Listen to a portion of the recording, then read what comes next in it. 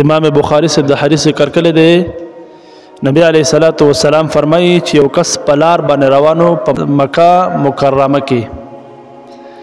نو وای سخت تږی شوی و نو په لاره کې یو کوهی ولیدو چې د کوهي ته ورښکته شو کله دی او اوبه یې د هغه نه وڅکلې نو کله چې پاس راوختو نو یو سپی یې ولیدو چې هغه ډېر تږی شوی و د چې کله په خپله اوبه وڅکلې نو بهر چې کله راووتو نو یو سپی و چې هغه ډېر زیات تږی شوی و د ډېرې تندې د وجې نه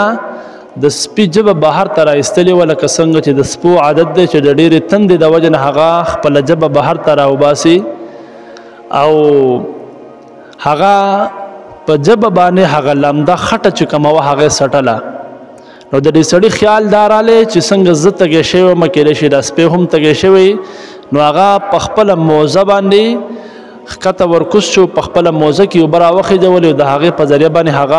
هغې ته اوبه ورکړي هغه سپي ته او هغه سپي اوبه وڅکلې نو نبی علیه الصلاة والسلام فرمایي فشکر الله تعالی له الله تعالی وایي د ده د عمل قبول کړو د چې دې سپي ته اوبه ورکړي نو دې سپي ته اوبه ورکولو سره الله وایي د ده عمل قبول کړو او د دې عمل د وجې نه فغفر له او دته یې هم دغه عمل په وجه بخښنه وکړه نو محترمو د انسانیت څخه که چېرې موږ رحم معامله کوو دې بنده صرف د الله د مخلوقاتو سره په ځناورو کې د سپي سره د رحم معامله وکړه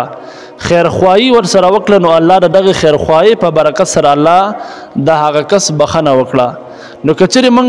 د الله په مخلوقاتو کې د ځناورو سره د رحم معامله کوو نو الله رب عزت د ذات نه امید دی چې الله به د دې په برکت سره زموږ هم ګناهونه معاف کوي